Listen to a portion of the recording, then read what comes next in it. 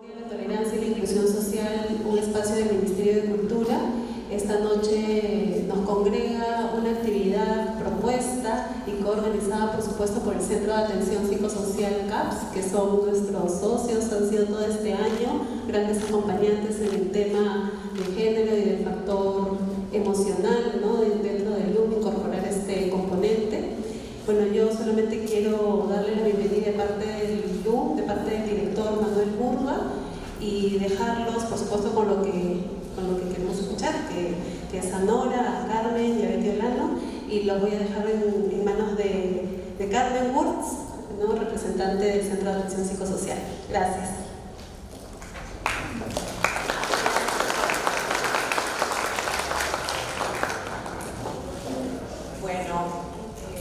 Buenas tardes con todas y todos. Muy contenta de poder estar en este momento en este espacio, en esta sala evangélica tan simbólica para todos los que venimos trabajando hace tantos años en salud mental, derechos humanos, en impulsar políticas públicas para la atención, rehabilitación de las víctimas de tortura. El CAPS es una organización no gubernamental que es miembro de la Coordinadora de Derechos Humanos y que fue fundada por psicoterapeutas de orientación psicoanalítica, y hace 24 años trabajamos este tema y queremos en este momento participar en esta presentación de este manual de salud mental y violencia de género. Entonces yo voy a empezar a hacer una pequeña presentación un poco del contexto del tema de violencia sexual durante el conflicto armado. Es un momento muy importante porque justamente me ha dado tanta alegría encontrar a Yulisa.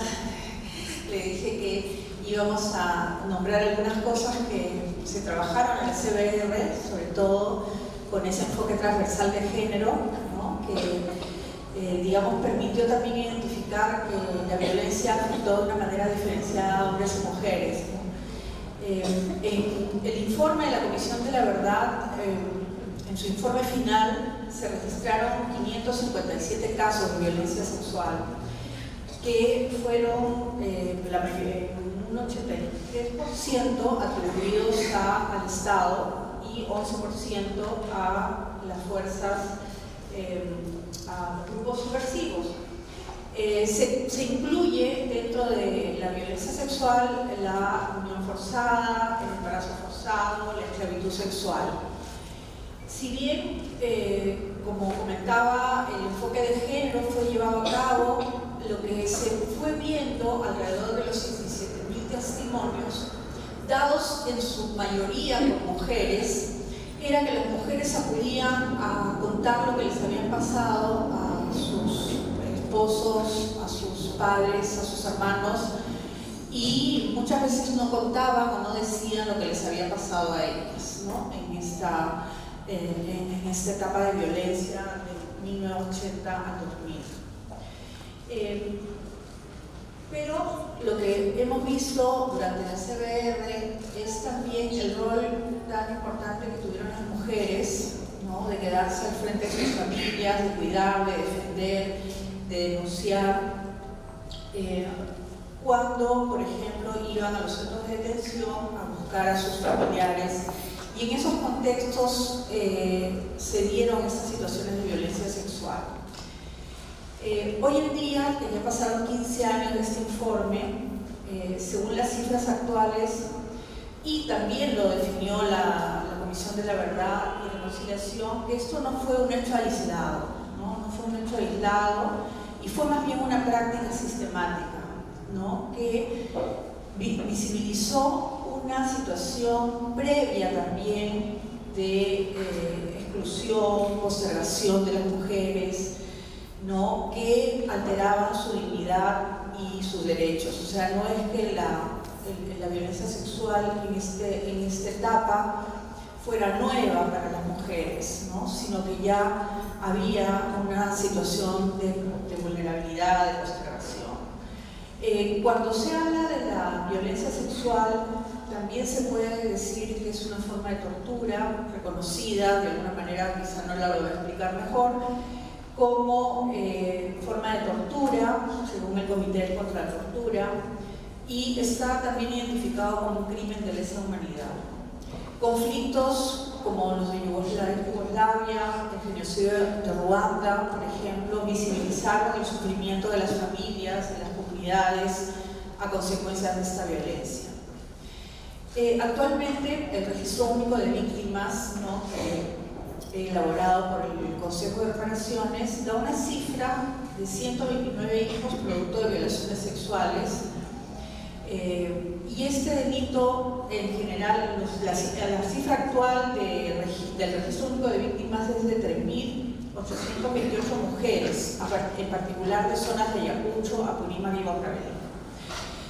En el caso de las esterilizaciones forzadas, que se dio mucho impulso por la promulgación de la ley, por el Registro Único de Víctimas, del Reviesco, el Ministerio de la Mujer y Poblaciones Vulnerables ha atendido en el último año algo de 5.748 casos de esterilizaciones forzadas, las cuales pues dan cuenta también de una violencia contra las mujeres en estos contextos, ¿no?, de los años que hemos considerado, ¿no?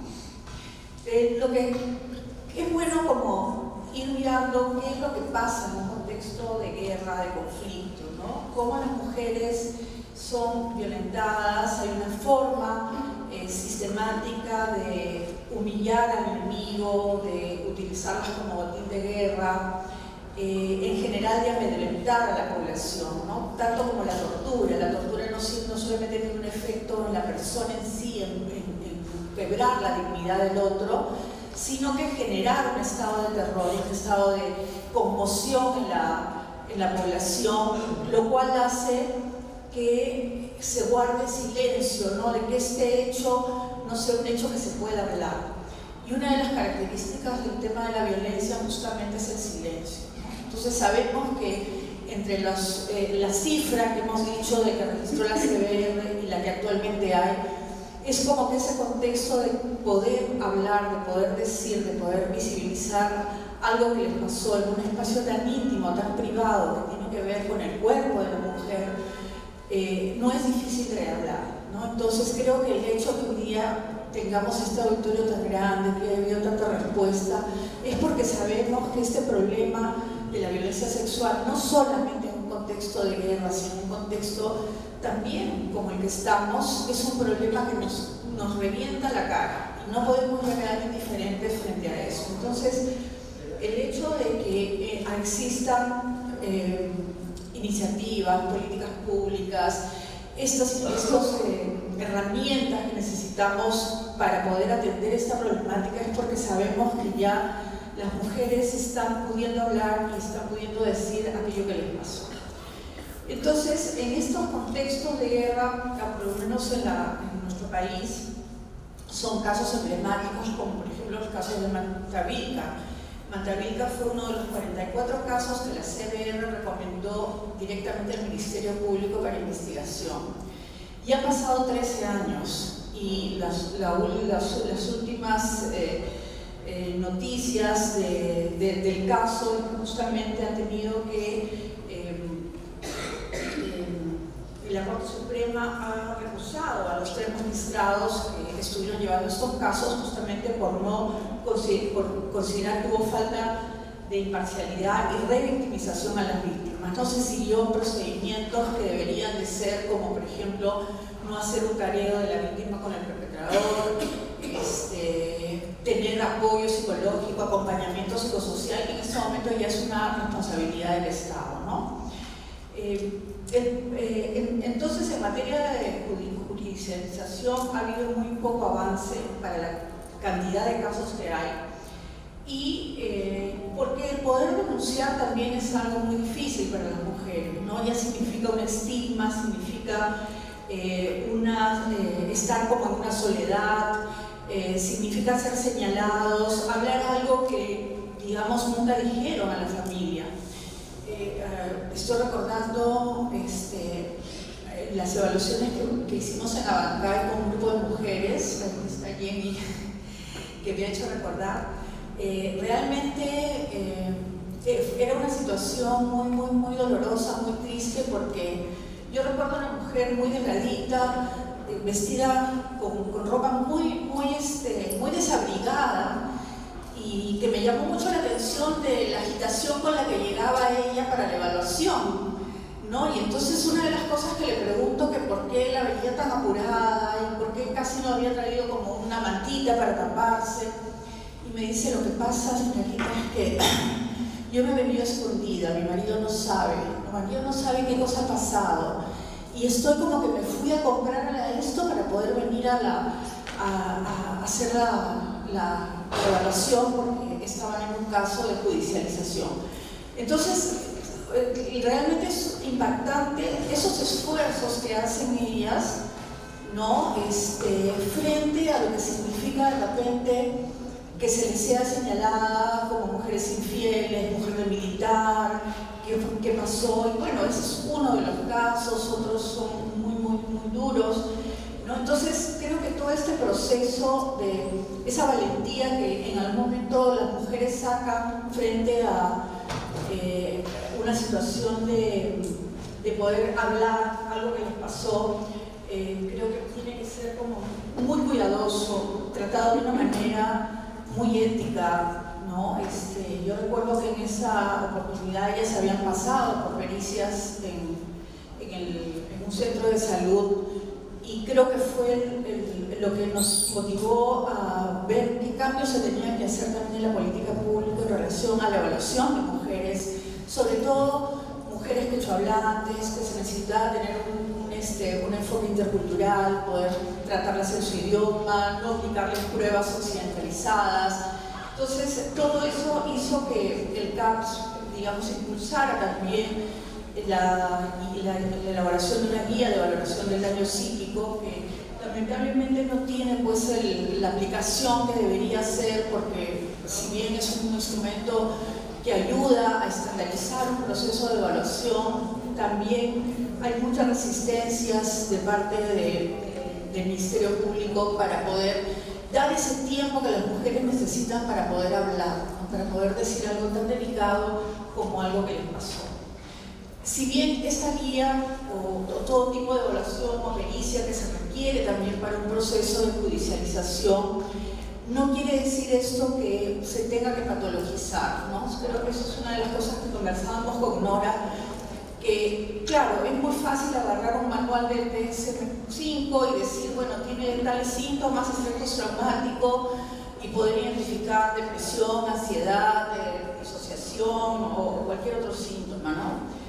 Sabemos que en esto es mucho más complejo que eso, ¿no? O sea, si bien nosotros podemos identificar algunos malestares, y muchos de ellos que se ubican en el cuerpo, ¿no? La mujer violentada, el cuerpo habla, ¿no? Por eso cuando uno revisa todos estos manuales o para poder atender, hay mucha preocupación cómo la mujer va recuperando esa mirada hacia su cuerpo, que cambie esa historia, esa memoria que queda impresa internamente en su aparato psíquico.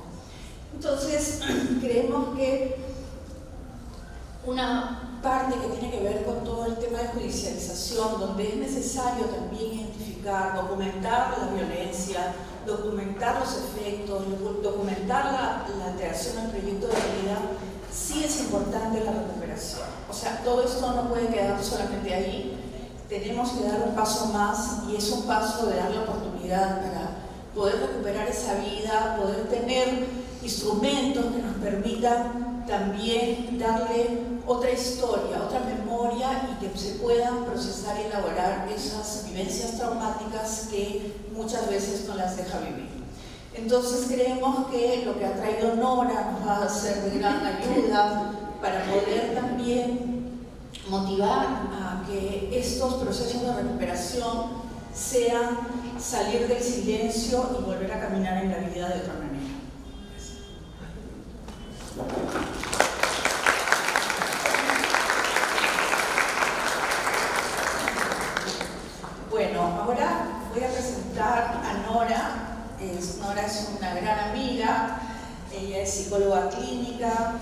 profesora de la Universidad del Oslo. Actualmente ella es miembro del Subcomité de Prevención de la Tortura de las Naciones Unidas.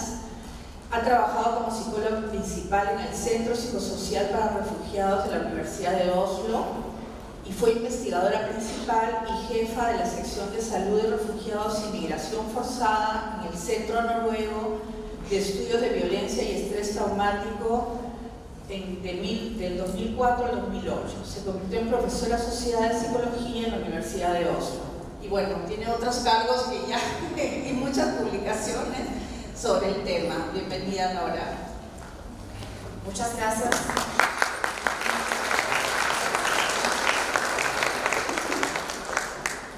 En primer lugar, bienvenido a todos. Es un honor y un placer muy grande para mí estar aquí con ustedes en este lindo y fuerte lugar, aquí con también unos símbolos tan fuertes de la violencia y también de la sobrevivencia. Entonces es una linda oportunidad para mí. Yo soy de Noruega, español no es mi idioma, por eso voy a hacer lo que puedo y espero que vamos a entendernos bien y espero también que por fin, o que al fin de la sesión podamos también discutir y tener algunas preguntas y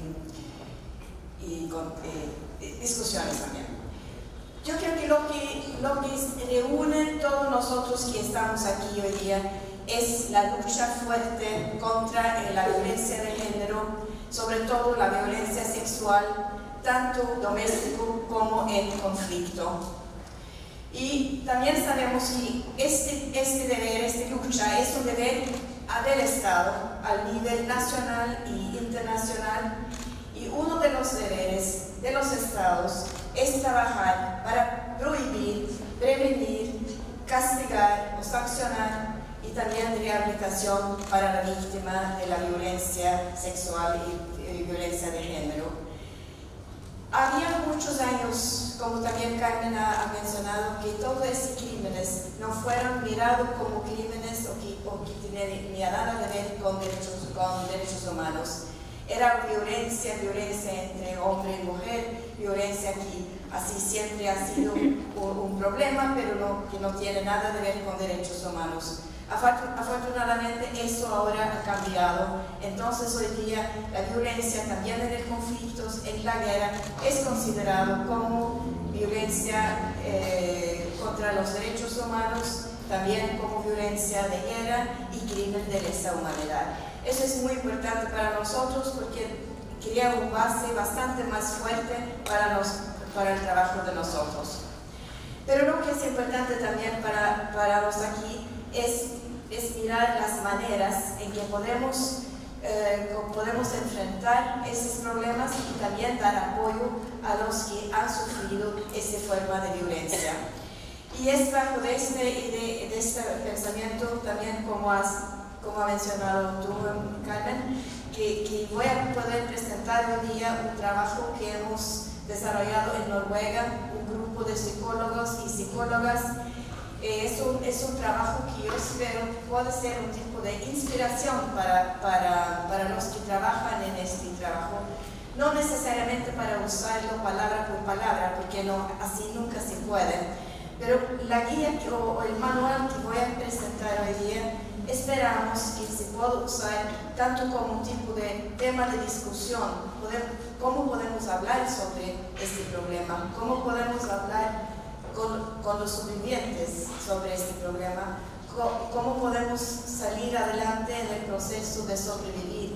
Y no es para patologizar, o como también has mencionado, es al contrario, para fortalecer las salidas y las posibilidades de vivir también después de un trauma tan serio. Entonces, los dos puntos que quiero mencionar hoy día es el desarrollo de este manual para también asistir a los ayudantes, porque la iniciativa era porque este grupo de psiquiatras y psicólogas que trabajamos juntos en Noruega, muchos de nosotros teníamos experiencia de trabajar también en contexto de guerra con violencia sexual contra mujeres como un parte de guerra.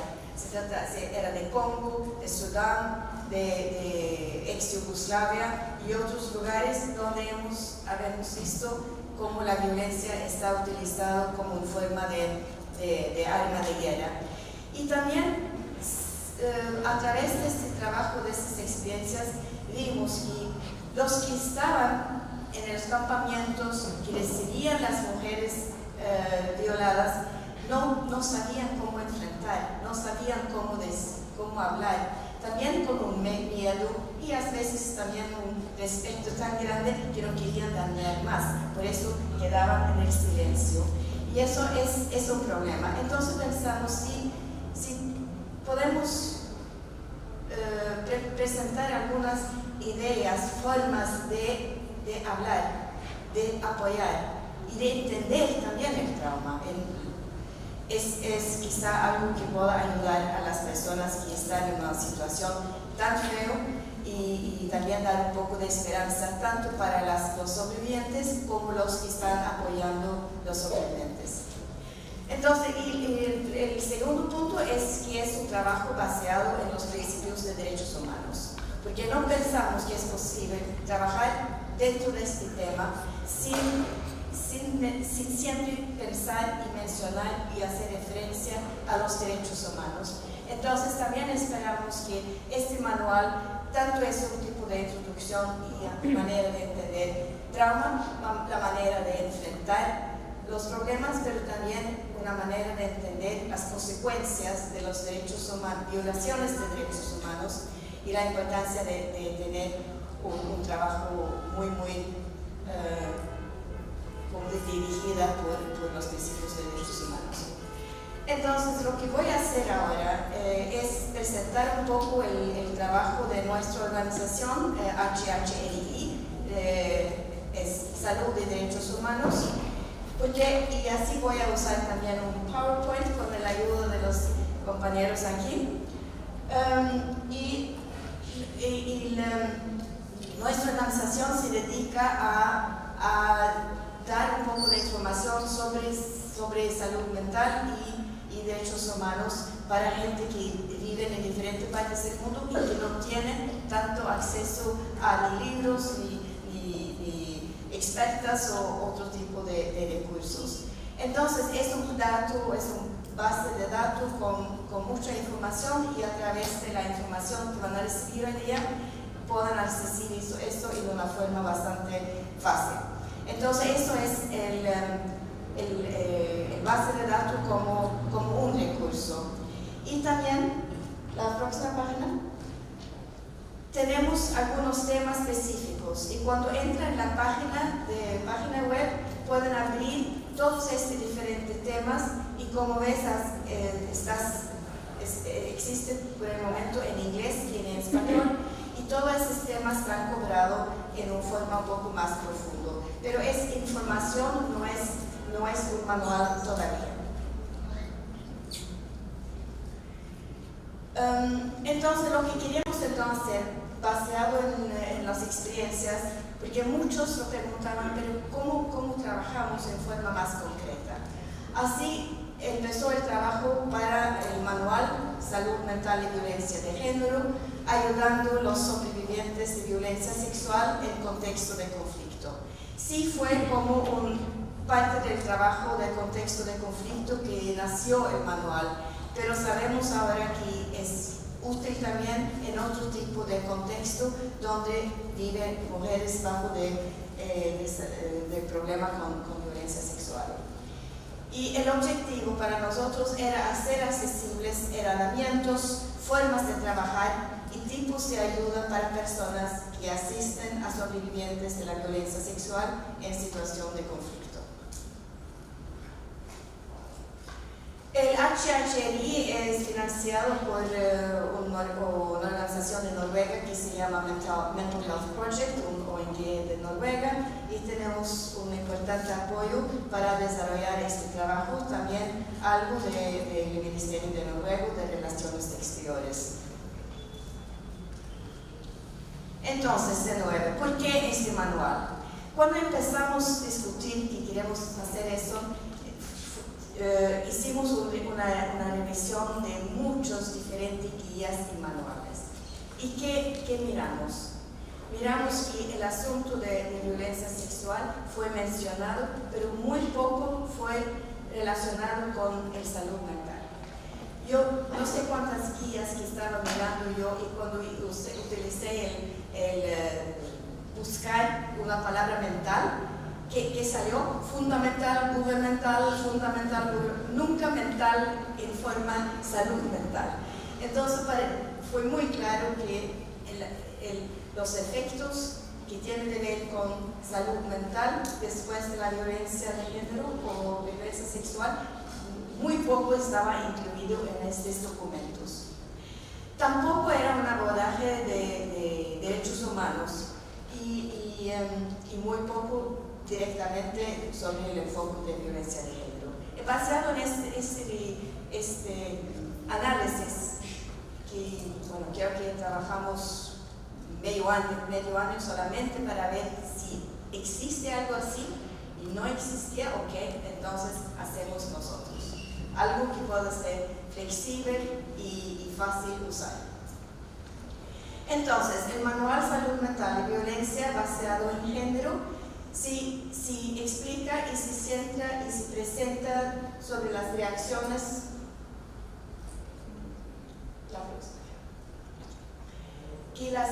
psicológicas a eventos traumáticos. Busca ser autoexplicativo a través de intervenciones prácticas, ejercicios y capacitación. Voy a mostrar esto en un momento.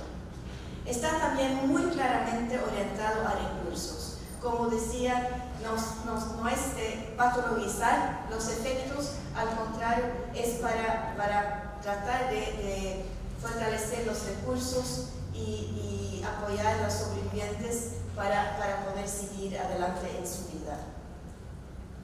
También es un base de una experiencia y un conocimiento local que se ajusta a cada contexto. También es importante tener la perspectiva que uno siempre trabaja en un contexto cultural, social, histórico y siempre adaptar un enseñamiento o un tipo de recurso para la situación concreta y local. Y yo también voy a dar unos ejemplos de cómo podemos hacer eso. También es un herramienta para la formación, supervisión, trabajo y grupo de autoestudio. Nosotros hemos tenido varios cursos en diferentes partes del mundo y siempre con más o menos 3 días. Y es bastante diferente que voy a poder hacer hoy día, pero cuando tenemos 3 días con ayudantes en diferentes partes del mundo, ellos tienen sus experiencias y también tienen sus historias de éxito, cómo podían ayudar, cómo podían apoyar gente en situaciones de conflicto difícil. Y basado en eso, es importante también utilizar esta experiencia, no decir aquí vengo de Noruega con algo nuevo, que no, eso es centralismo, no tiene ningún tipo de sentido. Lo importante es tener un diálogo, cómo puede algunas ideas desarrolladas por psicólogos, por gente de salud mental, puede ser incluido o quizá hacer que cambie un poco las experiencias que está ya, o quizá también fortalecer las experiencias que tienen las personas. Y esperamos que este documento se pueda usar tanto como un tipo de guía de enseñanza, que uno pueda presentar esto como un tipo de curso, pero también un tipo de discusión, de autoestudio o en formas diferentes. Y fue desarrollado por personal clínico, pero eso puede ser utilizado por personal sin entrenamiento formal. Y no es un protocolo para terapia, es un protocolo o guía para apoyo, para manera de fortalecer y también algunas herramientas muy concretas para las personas que están trabajando en esto en el campo. Solamente para dar una idea de las diferentes experiencias que hemos tenido, empezamos en Colombia, fue uno de los primeros lugares para poder también discutir cómo funciona este manual.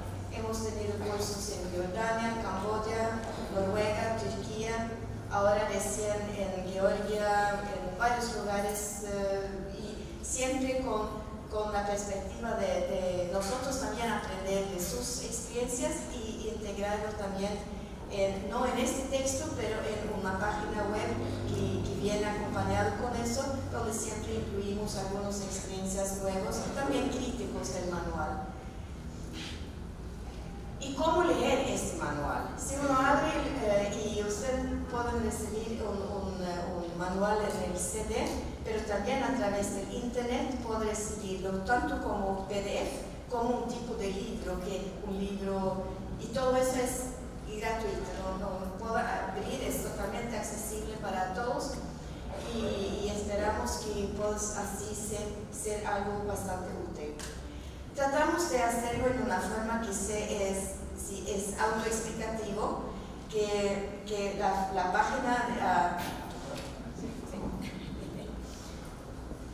página aquí a la izquierda es el tipo de información para lo que está haciendo el curso, porque da unas explicaciones por qué es así y así, y aquí hay el texto que se puede usar en la presentación del manual en grupos. El manual es dividido en tres.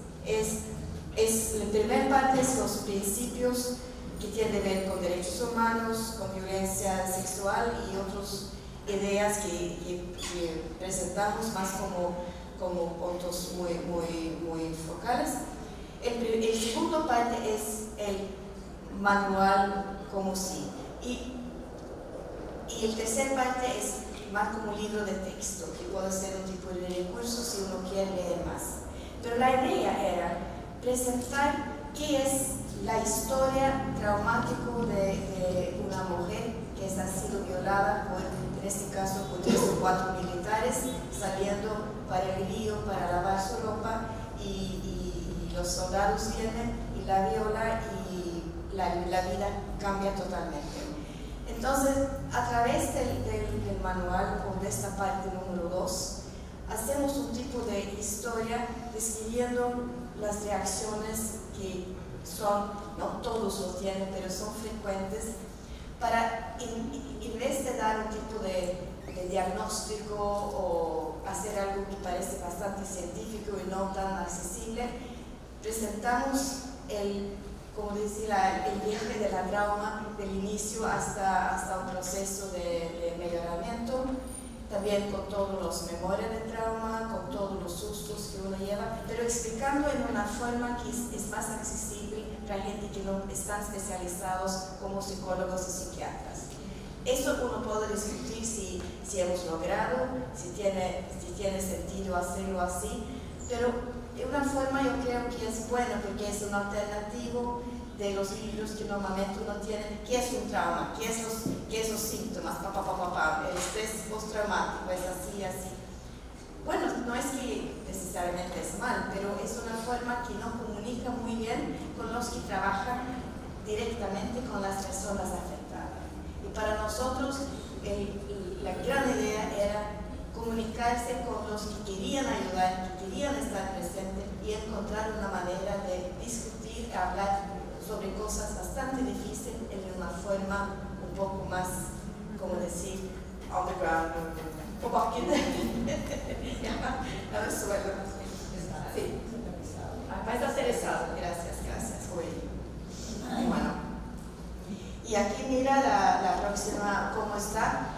Esto, por ejemplo, explica el parte del buen ayudante, y eso siempre es muy interesante, porque cuando estamos en un grupo siempre discutimos qué es un buen ayudante en tu contexto, qué es un buen ayudante en Lima, qué es un buen ayudante en Ayacucho, y así podemos discutir qué son las experiencias, y también para dar lugar a los que tienen la experiencia, porque de nuevo llegar a un lugar como un manual de decir es así que se hace, no tiene sentido, porque si vamos a comunicar derechos humanos a los ayudantes, sí, es para tener una perspectiva de respeto, dignidad y derechos humanos de todos los aspectos de nuestro trabajo, no solamente para las víctimas. Entonces, esta parte, por ejemplo, solamente da una idea de cómo manejamos algunas de las actividades en el manual. Pensamos que el valor agregado del manual es para el entrenador aprender nuevas habilidades para ayudar a los sobrevivientes. Para el superviviente, si él podrá conocer, comprender y encontrar maneras de lidiar con los recuerdos traumáticos cuando aparecen, por ejemplo, a través de ejercicios de estabilización. Y para que la comunidad contará con los sobrevivientes resilientes que se integran activamente en la sociedad. Porque la marginalización, como tú también has mencionado, marginalización de gente que son afectados de ese tipo de trauma es una tragedia. Y es un deber para nosotros evitar y luchar contra esta marginalización. Y para el sobreviviente, también funciona como un tipo de psicoeducación. Porque como muchas veces pasa, y ustedes seguramente han vivido eso en conversaciones con afectados muchas veces, y siento que estoy loca porque viene de vuelta lo que pasó, no sé qué pasa, porque no tengo ningún control. Y nosotros sabemos que esto es un parte de trauma, esta es una de las definiciones del estrés postraumático, pero no tiene ningún sentido de decir, eso es categoría 1A. Es importante decir que eso se puede enfrentar con un tipo de actividad, como un tipo de entender en primer lugar que esto es un parte de la trauma y que muchos tienen experiencia exactamente de eso. Y la otra parte es, ¿cómo enfrentarla cuando viene? Cuando sale la persona y de repente viene toda la historia de nuevo. ¿Cómo enfrentar eso? ¿Cómo poder sentir, aquí estoy fuera de peligro, soy yo, Nora, estoy respirando, 1, 2, 3, 4, estoy mirando para evitar el freeze, para evitar el congelo, ¿no? Este tipo de actividades, ejercicios, tienen mucho en y juntamos todo también en esta caja de herramientas que también sí encuentra tanto en el internet y también algunos ejemplares aquí. Los temas que abordaros. Un buen ayudante, que he comentado ya, las características, y es interesante porque cuando pedimos a los participantes hacer dibujos, es interesante ver cómo los dibujos son diferentes, si son hechos en Perú, o son hechos en Jordania, o Camboya, o así muy, muy interesante. Pero es un buen ejercicio. Y aquí es un ejemplo de cómo de un buen ayudante. Mira aquí cómo preguntamos, que sea un buen ayudante. Así necesita grandes piernas porque necesita caminar mucho para contactar los que necesitan mi apoyo. Y necesito una bolsa grande para llevar todos mis herramientas. Y necesito, para no necesitar ir al baño al propio, una vejiga grande para poder soportar. No va a ser mi vejiga grande. Y un corazón muy, muy grande y grandes orejas para mejor escuchar y una boca pequeña porque no me importa hablar tanto y quizás algo para proteger mi cabeza y mis pensamientos porque es bastante fuerte, es duro este trabajo. Bueno, eso fue el dibujo de cómo. Y tenemos varios diferentes dibujos y da una posibilidad de discutir cuáles son las cualidades de un buen ayudante. Gracias. También, todavía hay un poquito más. Hay también porque tenemos un enfoque psicoeducativo y parte de eso también es explicar un poco cómo afecta el trauma el mente, la cabeza, cómo funcionan las reacciones automáticas que nosotros sabemos como maneras de enfrentar peligros y amenazas. Entonces eso también es parte del manual. Y quizá ahora uno de los puntos más importantes, y voy a terminar en unos minutos, es el metáfora terapéutica. Porque como dijo, tratamos de comunicar un conocimiento, el entendimiento de trauma a través de una historia. Y la historia que hemos elegido es la historia de la señora mariposa. Yo sé que puede ser que en diferentes partes del mundo eso no tiene un buen sonido, pero normalmente parece que sí puede ser utilizado. Pero es como, porque a través de la historia de la señora mariposa, que es una criatura de imaginación, podemos entonces seguir la historia del trauma, cómo ha afectado a ella, cómo reacciona ella, cómo de repente piensa en lo que está pasando a toda hora, que siente que no tiene control, que siente que uno puede mirar que ella está afectado, etcétera, etcétera. Pero a través de esta historia uno sigue el proceso, también el proceso de mejoramiento. Entonces es una forma de comunicar indirectamente tanto el trabajo del ayudante como las reacciones del sobreviviente. La metáfora de la mujer mariposa es una historia de violencia sexual ficticia, aquí puedo leer, que nos ayuda a entender los diferentes momentos del trauma y la forma como se manifiesta en la vida de la sobreviviente. Describe las experiencias con las que la mujer mariposa se encuentra debido a la agresión sexual que vivió. Se menciona cómo era su vida antes de la violación, así como sus reacciones y pensamientos luego de la agresión.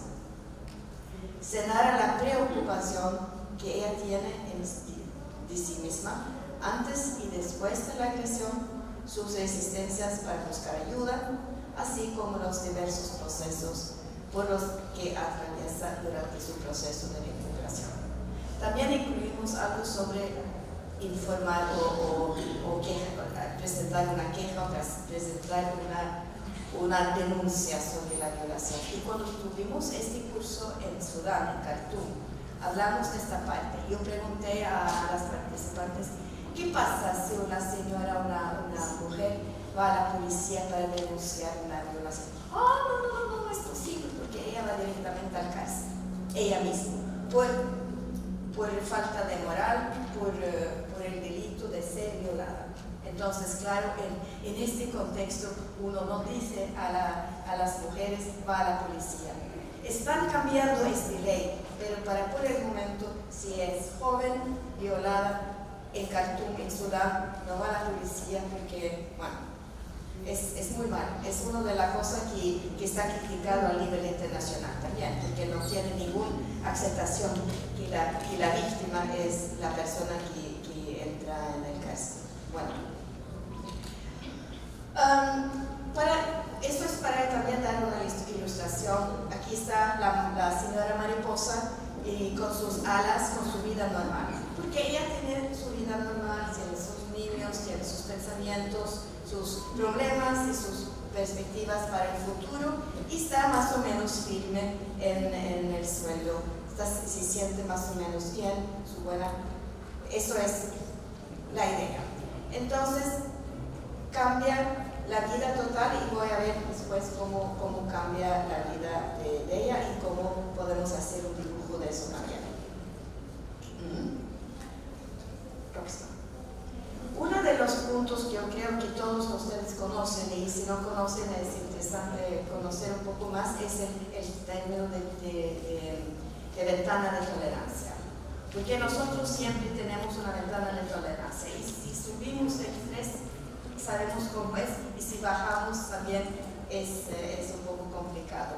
Normalmente tenemos una más o menos grande ventana, pero después de una trauma, esa ventana puede ser muy chiquitito, y es muy poco que pasa antes que uno está demasiado arriba de la ventana de tolerancia o por el medio muy bajo. Este está bien explicado en el manual, y también yo creo que hay varios videos también en internet que muestra porque yo creo que tú también usas este metáforo para señalizar esto. Acá se usa mucho el umbral de tolerancia. Sí. Muy bien. Gracias. Y naturalmente, porque muy fácilmente sale de esta pequeña parte donde uno siente tranquilo. Es importante tener técnicas de estabilización.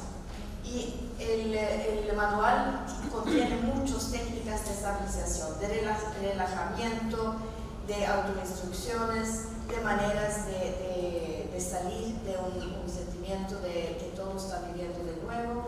Todo eso está escrito bajo de las técnicas de estabilización y también parte del caja de herramientas.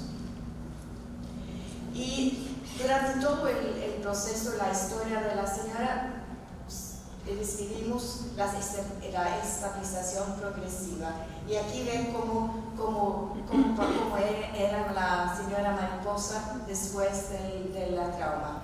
Mira, todo cambió. No siente que puede estar fijo en la tierra, está casi volando un poco. Y donde eran sueños, ahora son angustia, miedo y todo eso que nosotros sabemos muy bien. Pero así también puedo explicar el cambio, lo que hace una trauma de la persona. Bueno, aquí de nuevo de reportar o de dar denuncias, está un poco sobre eso. Y yo creo que, esto es una gran discusión, yo creo que como ayudantes no deberemos ni proponer o nada de forzar a una persona a denunciar. Yo creo que eso no se hace. Pero si la persona quiere denunciar, es importante que podamos apoyar, preparar, apoyar y también pensar cómo sería después de denuncia. Eso puede ser nuestro trabajo y eso intuimos. Y también hay una parte sobre el regreso de la normalidad, cómo asistir, mover hasta de nuevo estar en la comunidad. Y naturalmente esta es una historia un poco así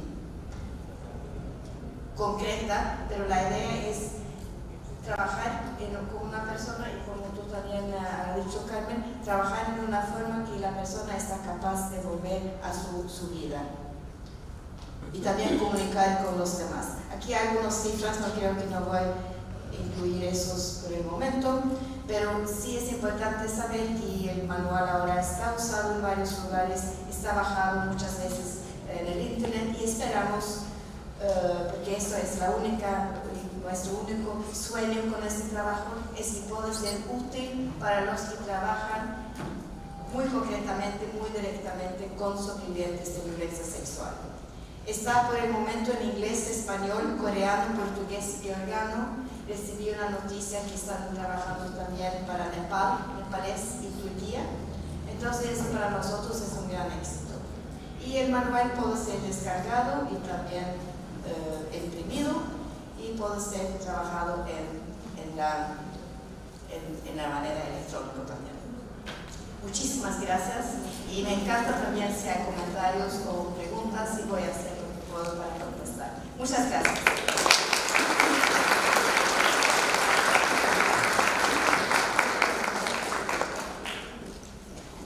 Bueno, muchas gracias, Nora. Lindo verlo ahí ya explicado. Sé que Nora se pasó muchas de sus vacaciones encerrada y escribiendo, me contaba, para cuando estaba terminando este manual.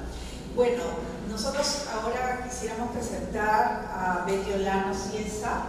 Tenemos mucho gusto que el Ministerio de la Mujer y Poblaciones Vulnerables esté presente en este momento en esta mesa, porque consideramos que es el sector que realmente tiene que ver con esta temática, no solamente, pero sabemos que a partir de su rectoría es posible ir implementando todas estas herramientas que se necesitan para la recuperación de las mujeres víctimas de violencia. Betty es una experta en políticas públicas en temas relacionados a violencia contra la mujer, procesos de reconstrucción. Su experiencia se ha desarrollado desde el sector público y de la cooperación internacional. Ha sido directora del Programa Nacional contra la Violencia Familiar y Sexual. Actualmente es directora de la Unidad de Atención del Programa Nacional contra la Violencia Familiar y Sexual y es responsable de los CEMS a nivel nivel nacional y de la estrategia rural, que es realmente muy importante y que sabemos que está haciendo una gran labor en este momento. Bienvenida, Betty. Gracias. Betty va a hacer los comentarios al manual.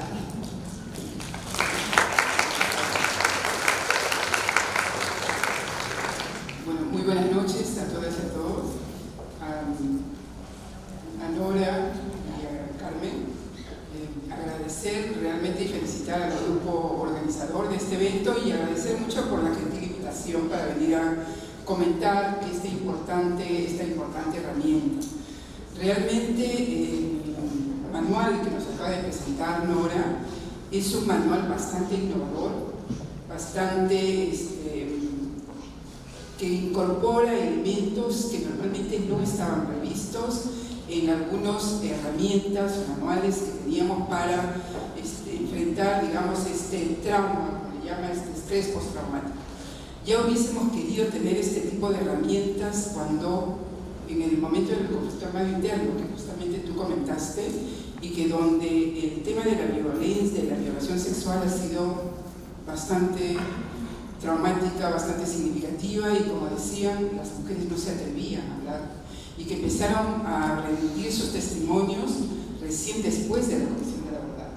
Yo tuve la oportunidad de trabajar en Ayacucho, en un trabajo post-conflicto para lo que es la recuperación o la recuperación de todo lo que es el proceso comunal, y lo que veía ahí efectivamente que todas las comunidades de Ayacucho, ahí estoy mirando Chungui, tuve la oportunidad de estar por Chungui, o sea, en diferentes zonas, y lo que allí encontrábamos es que cuando hacíamos nuestras reuniones con las organizaciones comunales, nadie decía, yo he sido afectada, o sea, yo he tenido, o sea, a mí me falta algo. Lo que pedían era la reconstrucción de su comunidad en un primer momento, su escuela, su iglesia, su casa, su centro de salud. O sea, pero nadie hablaba de ellos mismos. O sea, realmente esa es la experiencia o el ejemplo que nos dan de solidaridad, de este trabajo comunitario. Entonces, allí en ese momento, tal vez los operadores, en ese caso de repente yo era una ayudante, una operadora, para poder trabajar, que no siendo especialista en salud mental, pero si hubiésemos tenido unas herramientas, de repente nos hubiesen permitido comprender más el conflicto, comprender más el trauma y el dolor de estas mujeres.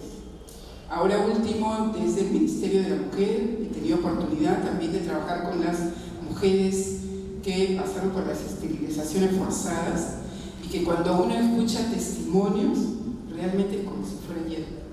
O sea, ¿por qué? Porque realmente no ha habido una intervención post-conflicto, no ha habido una intervención de estos hechos que dañaron tanto a mujeres, básicamente, y que realmente las secuelas están todavía latentes.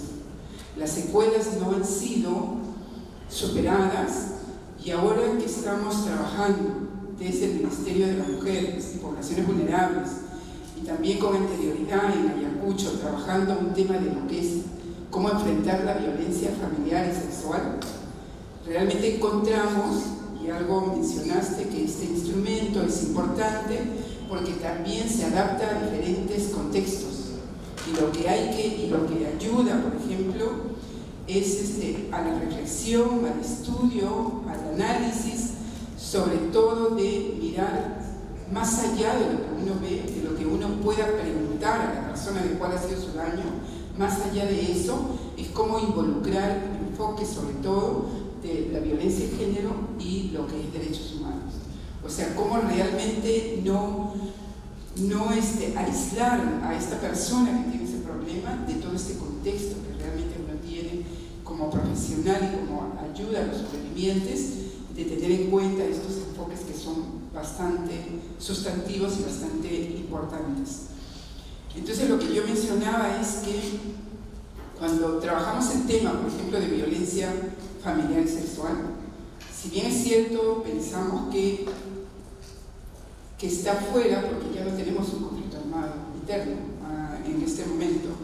Sin embargo, cuando uno ve las manifestaciones de esa violencia, realmente son diferentes que algunas otras zonas que no ha habido conflicto armado. O sea, por decir en Tumbes, por decir en la zona de Costa de la Libertad.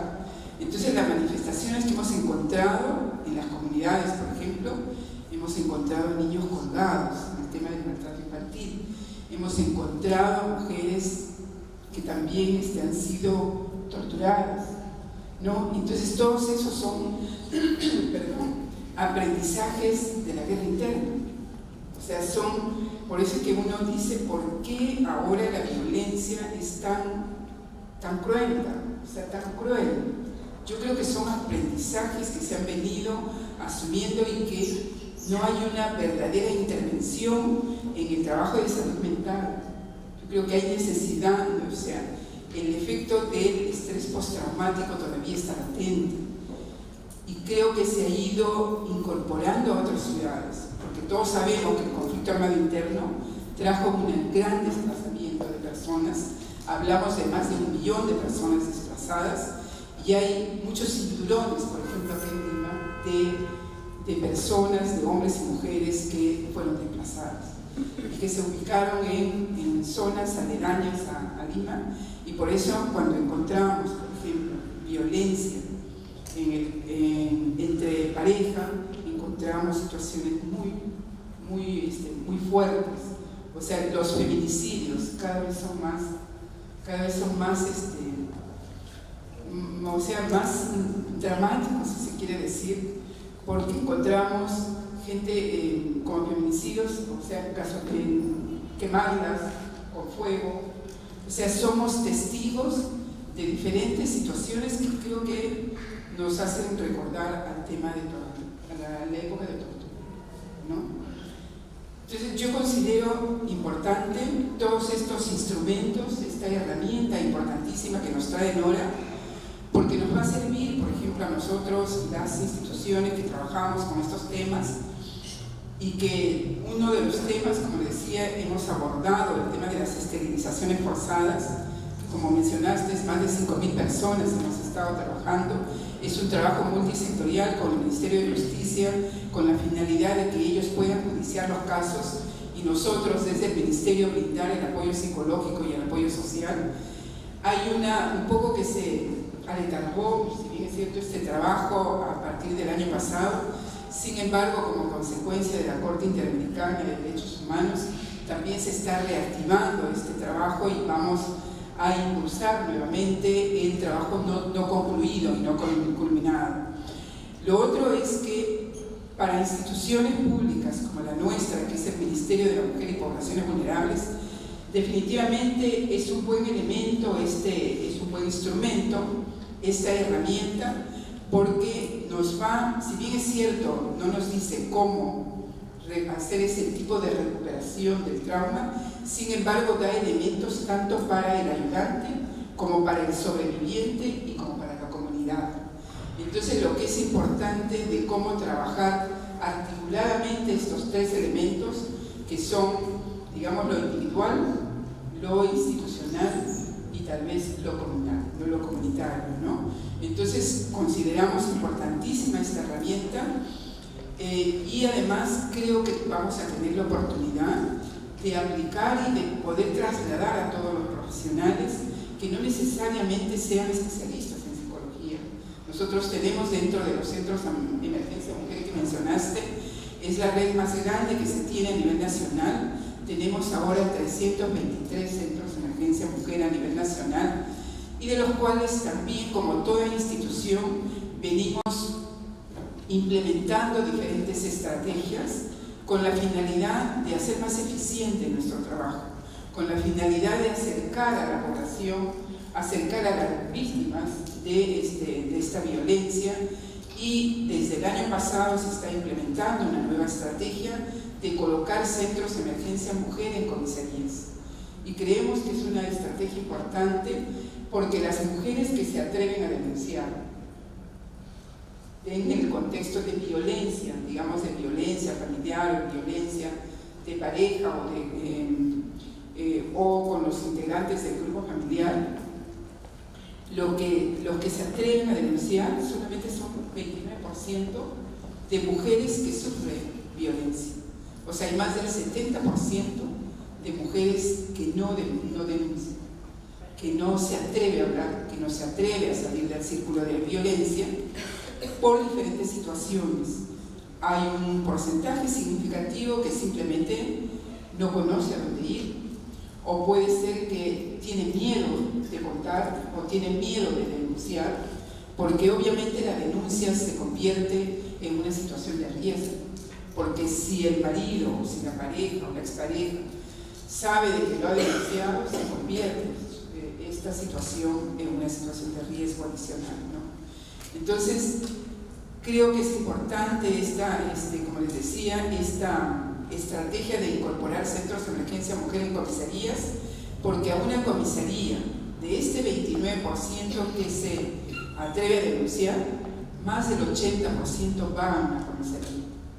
Por lo tanto, los profesionales que colocamos, que están en una comisaría, van a tener la oportunidad también de poder atender, de poder apoyar, de poder dar soporte emocional, de poder dar soporte legal o soporte social a un mayor número de mujeres que acuden a esas comisarías.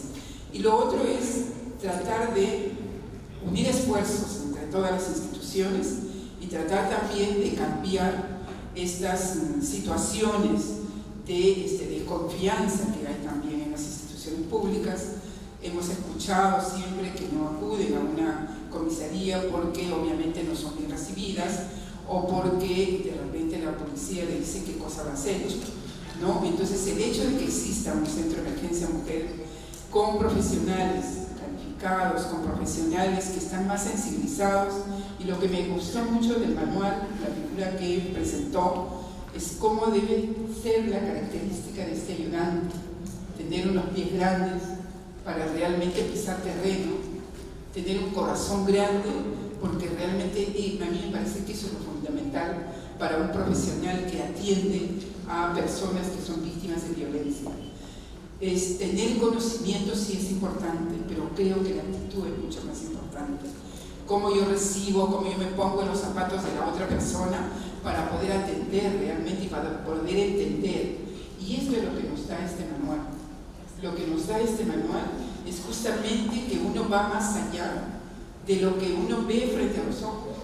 O sea, es reflexionar, es realmente mirar que esa persona que está viniendo es una persona que le han vulnerado sus principales derechos: su derecho a la vida, su derecho a tener el derecho a tener una vida sin violencia. Entonces ha sido vulnerada en su derecho, ¿no? En sus derechos fundamentales. Yo creo que tenemos la oportunidad, y lo importante me parece que cuando se desarrollan este tipo de instrumentos es cómo estos instrumentos se masifican, cómo estos instrumentos pueden ser utilizados por la gran mayoría. Tuve la oportunidad también de trabajar con la cooperación belga en Ayacucho, y realmente ahí se trabajó una intervención con mujeres, niñas, niños, trabajar el tema de la violencia, y ahí se desarrolló una intervención justamente que, si bien es cierto, ha sido como un piloto a nivel de todo Ayacucho, de todo el departamento de Ayacucho, pero se pudo desarrollar intervenciones, modelos o estrategias y metodologías tanto en la parte urbana como en la parte rural. Y justamente, ¿por qué yo lo comparo, digamos, con este instrumento que nos acaba de presentar Nora? Estamos dentro de un ámbito, todo lo que se desarrolló con la cooperación belga y con apoyo del Ministerio también en coordinación o en convenio con el Ministerio de la Mujer y Poblaciones Vulnerables. Yo veo que todo ese desarrollo que se desarrolla, digamos, que se elabora a nivel piloto, quedaría fortalecido y quedaría, o sea, como digo, está bien el esfuerzo, o sea, valió el esfuerzo si esto se convierte en una política pública, si esto se masifica a nivel, digamos, de los sectores del Estado. Entonces, creo que allí ha sido importante porque hemos incorporado un granito de arena, porque la ley 3036/4 incorpora precisamente un sistema nacional de prevención, sanción y erradicación de la violencia contra la mujer y los integrantes del grupo familiar. Entonces yo decía, valió la pena el esfuerzo que los que estuvimos presentes en ese piloto, porque allí se dejó y se construyó con participación de la población y de todas las autoridades, se construyó el Consejo Regional de Prevención y Atención frente a la Violencia Familiar y Sexual, que ha sido como un elemento de referencia para poder justamente crear este sistema nacional, y este sistema nacional se replica a nivel regional, a nivel distrital, provincial y distrital. Entonces me parece importantísimo, por ejemplo, que este manual podamos introducirlo como un elemento, como un referente importante dentro de esta red nacional de los centros de emergencia mujer, para poder trabajar, va a ser un importante instrumento de lectura y de orientación, porque necesitamos mucho de poder mirar, de poder tener elementos para realmente poder cada vez hacer más efectivo, más eficiente nuestro trabajo. Estamos en esta cruzada, estamos en esta lucha y queremos realmente superar ese tipo de traumas que todavía no están superados, porque tenemos mujeres víctimas de violencia que todavía no han superado las secuelas, no han superado los traumas de esos horrores que sufrimos, digamos, durante el conflicto armado interno. Ahora, lo otro es que también este instrumento es importante para aquellos eventos climatológicos que también conllevan a una serie de eventos como desplazamientos forzados, y que realmente en esas zonas, digamos, de desplazamiento, el hacinamiento trae como consecuencia muchos factores de riesgo, y uno de ellos son la violencia, justamente la violencia sexual. Entonces también es importante estos instrumentos para ese tipo de eventos, para ese tipo de emergencias, para ese tipo de conflictos. Yo realmente quiero terminar felicitando a Nora, felicitando a Carmen, que la conocemos de hace mucho tiempo. Bueno, de repente no me recuerdas, trabajamos con mis abogados en el PAN y todo lo demás. Entonces por eso es que digo que me caminaba mucho y Ayacucho, en todas las zonas de conflicto. Entonces hay un trabajo desde el programa de apoyo al repoblamiento, con Isabel Coral trabajando una propuesta también de reparaciones, y que justo eso también fue todo asumido por las manos, ¿no? Entonces, sí, yo agradeciendo la oportunidad, porque es un privilegio estar dentro y escuchar, tener esta oportunidad de compartir esta mesa tan importante, agradecer y felicitar a Nora, agradecer por ese esfuerzo y felicitar por ese brillante, digamos, elemento, instrumento que vamos a tener